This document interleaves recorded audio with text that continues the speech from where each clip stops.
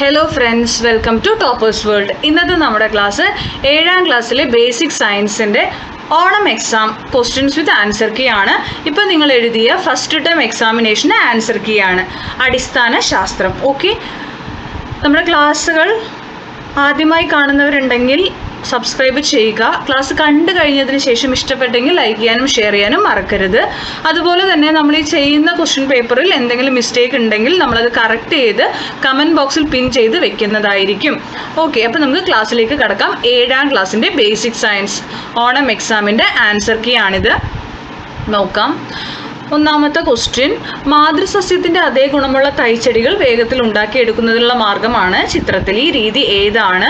ഇങ്ങനെ ഉണ്ടാകുന്ന ചെടികളുടെ 2 പ്രത്യേകതകൾ എഴുതുക. എ ക്വസ്റ്റ്യനും ബി ക്വസ്റ്റ്യനും ഉണ്ട്. നമുക്ക് എ ക്വസ്റ്റ്യൻ ആൻസർ നോക്കാം. വായുവിൽ പതിവയ്ക്കൽ, അതുപോലെ തന്നെ വേഗത്തിൽ പൂക്കും, കായ്ക്കും, തായ്വേരു പടലം ഉണ്ടായിരിക്കില്ല, ആയുസ് കുറയും. ഇവയിൽ 2 എഴുതിയാൽ മതി എന്നാണ്. അത് അവസാനമുള്ളത് നിങ്ങൾ എഴുതണ്ട കേട്ടോ,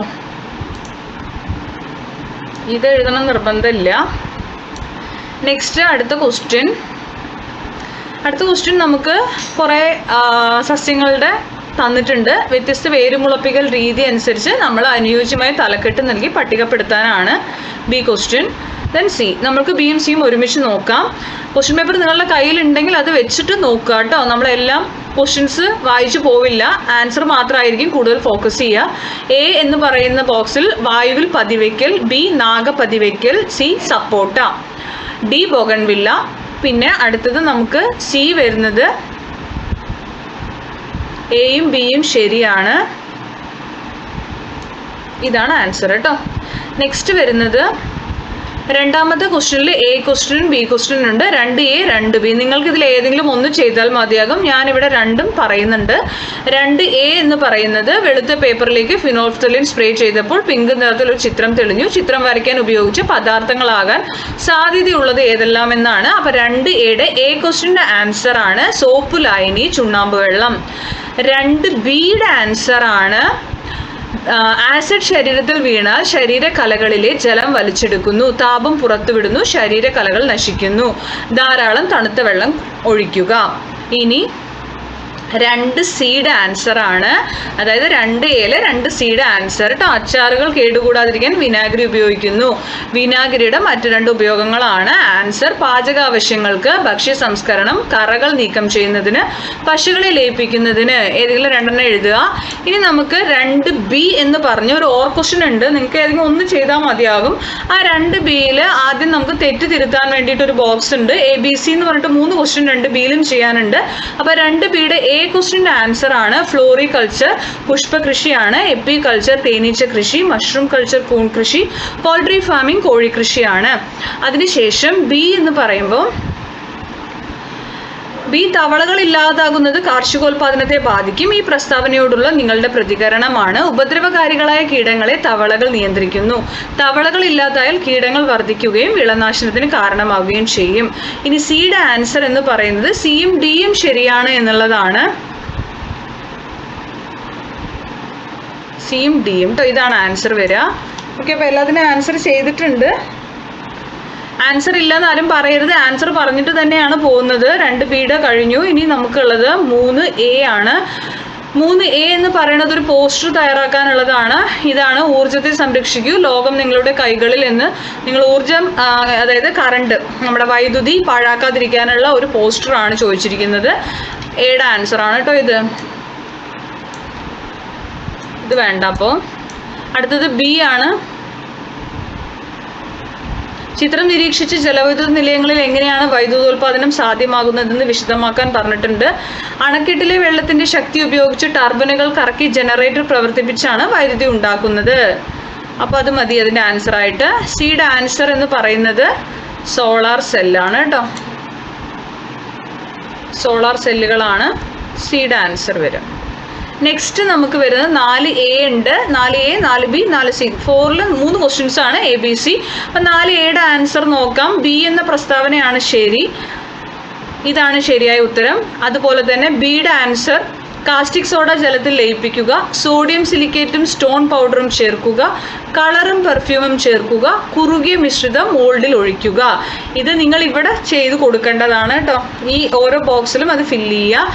അടുത്തത് സിയുടെ ആൻസർ. എല്ലാ ആസിഡുകൾക്കും പുളിരുചിയുണ്ട്. ആസിഡുകളുടെ മറ്റു 2 പൊതു സ്വഭാവങ്ങൾ എഴുതാനാണ്.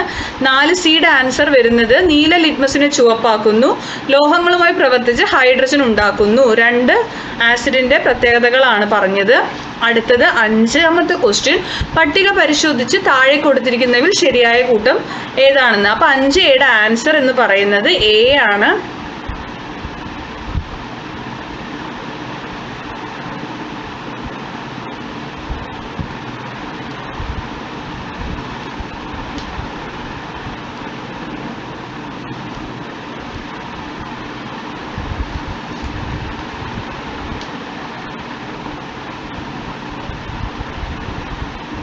ഒന്ന് B, 2 C, 3 D.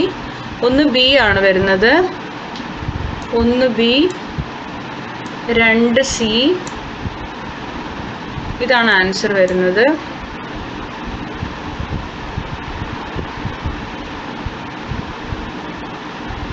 4A. Okay, ready. അടുത്തത് നമുക്ക് 5Bയുടെ ആൻസർ ആണ്. 3 അഭിപ്രായങ്ങളുണ്ട്. ഇവരിൽ ആരുടെ അഭിപ്രായത്തോടാണ് നിങ്ങൾ യോജിക്കുന്നത്, എന്തുകൊണ്ട്? 5Bയുടെ ആൻസർ. 3ാമത്തെ കർഷകൻ. ജൈവവളം കൂടുതലും രാസവളം കുറവ് ഉപയോഗിക്കുന്ന സമ്മിശ്ര വളപ്രയോഗമാണ് മെച്ചമെന്ന് എഴുതിയിട്ടുണ്ട്. അപ്പം അതിനോടാണ് യോജിക്കുന്നത്. ഇനി അതിൻ്റെ അടുത്തത് 5C ആണ്. കെണികൾ ഉപയോഗിച്ചോ കൈകൊണ്ട് പെറുക്കി മാറ്റിയോ കീടങ്ങളെ നിയന്ത്രിക്കുന്ന രീതി ഏതാണ്? ഇതിനായി മാർക്കറ്റിൽ ലഭ്യമായ ഒരു ഉപകരണത്തിൻ്റെ പേരെഴുതുക. ആൻസർ 5Cയുടെ യാന്ത്രിക നിയന്ത്രണം, ഫിറമോൺ കെണി. അടുത്തത് 6A 6B എന്ന് പറഞ്ഞു ഓർ ക്വസ്റ്റ്യൻ ഉണ്ട്. നിങ്ങൾ 6A അല്ലെങ്കിൽ 6B ചെയ്താൽ മതി. ഞാനിവിടെ 2 ആൻസറും പറയാം. 6A നമുക്കിവിടെ ഹൈഡ്രോക്ലോറിക് ആസിഡും സിങ്കുമായിട്ട് ഒരു ചിത്രം തന്നിട്ടുണ്ട്. ചിത്രം പരിശോധിച്ചല്ലോ. ബലൂണുകളിൽ നിറഞ്ഞ വാതകം ഏതാണ്? ആൻസർ ഇതാണ്, ഹൈഡ്രജൻ. ബലൂണിൽ നിറഞ്ഞ വാതകത്തിന്റെ പ്രത്യേകതകൾ എന്താണ്? ഭാരം കുറവാണ്, കത്തുന്ന വാതകമാണ്. ഇനി 6ന്റെ Aയിൽ വരുന്ന C ആണ്. സിയുടെ ആൻസർ പറയാം. ഒരു പരീക്ഷണമാണ്. ക്വസ്റ്റ്യൻ വിനാഗിരി, മഗ്നീഷ്യം റിബൺ എന്നിവ ഉപയോഗിച്ചുകൊണ്ട് ഇതേ വാതകം ഉണ്ടാക്കുന്ന പരീക്ഷണം ആസൂത്രണം ചെയ്യാനാണ്. അപ്പം പരീക്ഷണം എന്ന് പറയുമ്പോൾ ഒരു വൃത്തിയുള്ള ടെസ്റ്റ് ട്യൂബ് എടുക്കണം. ടെസ്റ്റ് ട്യൂബിലേക്ക് കുറച്ച് വിനാഗിരി ഒഴിക്കുക. ഒരു ചെറിയ കഷ്ണം മഗ്നീഷ്യം റിബൺ വിനാഗിരിയിലേക്ക് ഇടുക. ടെസ്റ്റ് ട്യൂബിന്റെ വായ ഭാഗത്ത് ഒരു ബലൂൺ ഉറപ്പിക്കുക. മഗ്നീഷ്യം വിനാഗിരിയുമായി പ്രവർത്തിച്ച് വാതകം ഉണ്ടാകുന്നത് കാണാം. ഈ വാതകം ബലൂണിൽ നിറയുന്നു. ബലൂൺ വീർത്ത് കഴിയുമ്പോൾ ബലൂണിന്റെ വായ ഭാഗം കെട്ടി അടച്ച് തീയുടെ അടുത്തേക്ക് കൊണ്ടുപോയി വാതകത്തിന്റെ സാന്നിധ്യം ഉറപ്പാക്കുക. ഓക്കെ, ഇത് ശ്രദ്ധയോടെ ചെയ്യുക. കാരണം ഹൈഡ്രജൻ കത്തുന്ന വാതകമാണ്. ഈ 6 പോയിന്റുമാണ് നമ്മൾ പരീക്ഷണത്തിൽ ചെയ്യുക. ഇനി ഇവിടെ നടക്കുന്ന പ്രവർത്തന തത്വം വിനാഗിരി, അതായത് അസറ്റിക് ആസിഡ് മഗ്നീഷ്യം റിബണുമായി പ്രവർത്തിച്ച് ഹൈഡ്രജൻ വാതകവും മഗ്നീഷ്യം അസറ്റേറ്റും ഉണ്ടാകുന്നു. ഇതാണ് നമുക്കിവിടെ വേണ്ടത് കേട്ടോ. ഇത്രേ എഴുതേണ്ട കാര്യമുള്ളൂ. അവസാനത്തെ അത് മാത്രം നിങ്ങൾ എഴുതിയാൽ മതി. 6A കഴിഞ്ഞാൽ 6B. 6Bയിൽ നമുക്ക് ABC 3 ക്വസ്റ്റ്യൻ ഉണ്ട്. ചിത്രം നിരീക്ഷിച്ചു. വൈദ്യുതി കടന്നു പോകാൻ ഇവിടെ ഏത് ലോഹമാണ് സാധാരണ ഉപയോഗിക്കുന്നത്? അപ്പൊ ഇവിടെ ഏത് ലോഹമാണെന്ന് ചോദിച്ചാൽ ഓപ്ഷൻ സി അലുമിനിയം ആണ്. 6Bയുടെ ആൻസർ അലുമിനിയം ആണ്. ഇനി മിനി മോട്ടോർ, ചാലക കമ്പി, ബാറ്ററി, സ്വിച്ച് ഇവയുടെ ചിഹ്നങ്ങൾ ഉപയോഗിച്ച് ഒരു തുറന്ന സർക്യൂട്ട് വരയ്ക്കാനാണ് പറഞ്ഞിരിക്കുന്നത്. അപ്പോൾ അത് നിങ്ങൾ ഈ ബാറ്ററി, സ്വിച്ച്, ഇതാണ് ചാലക കമ്പി കേട്ടോ. സ്വിച്ച് ഓൺ ചെയ്യുന്നു. ഈ മിനി മോട്ടറിന്റെ സിമ്പിൾ എന്താണെന്ന് നോക്കിയിട്ട് അത് നിങ്ങൾ ഇതിനകത്ത് വരച്ചു കൊടുക്കണം. ഞാൻ സ്പീഡിൽ ചെയ്തുകൊണ്ട് മിനി മോട്ടറിന്റെ സിമ്പിൾ ഇവിടെ വെച്ചിട്ടില്ല.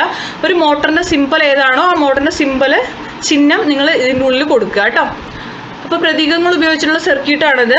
പിന്നെ നമുക്ക് വരുന്നത് നമ്മുടെ വീടുകളിൽ ഉപയോഗിക്കുന്ന വിവിധയിനം ബൾബുകളാണ് LED, CFL, ഫിലമെന്റ് ലാമ്പ് എന്നിവ. ഇവയുടെ സവിശേഷതകൾ സൂചിപ്പിക്കുന്ന പട്ടികയാണ് കൊടുത്തിരിക്കുന്നത്. അപ്പോൾ വീട്ടിൽ ഏത് ബൾബ് ഉപയോഗിക്കുന്നതാണ് നല്ലത് എന്ന് ചോദിച്ചിട്ടുണ്ട്. അപ്പോൾ നമുക്ക് അറിയാവുന്നതാണ്. പരമാവധി നമ്മളിതിൽ നോക്കിയിട്ട് LED ബൾബാണ്. LED ബൾബ് ഉപയോഗിക്കുന്നതാണ് നല്ലത്. ഇത് മാത്രം മതി കേട്ടോ ആൻസറിൽ. അപ്പോൾ ഇത്രയാണ് അതിൻ്റെ നിഗമനം വരുന്നത്. C question answer. എൻ്റെ വീട്ടിൽ ഉപയോഗിക്കുന്ന ഏറ്റവും നല്ലത് LED ബൾബുകളാണ്. കാരണം അവയ്ക്ക് ഉയർന്ന ഊർജ്ജക്ഷമതയും ദൈർഘ്യമേറിയ ആയുസ്സും കുറഞ്ഞ ഊർജ്ജോപഭോഗവും ഉള്ളതിനാൽ വൈദ്യുതി ലാഭിക്കാനും പരിസ്ഥിതിക്ക് ഗുണകരമാകാനും സാധിക്കുന്നു. ഇങ്ങനെ ഒരു നിഗമനവും നിങ്ങൾ എഴുതുക.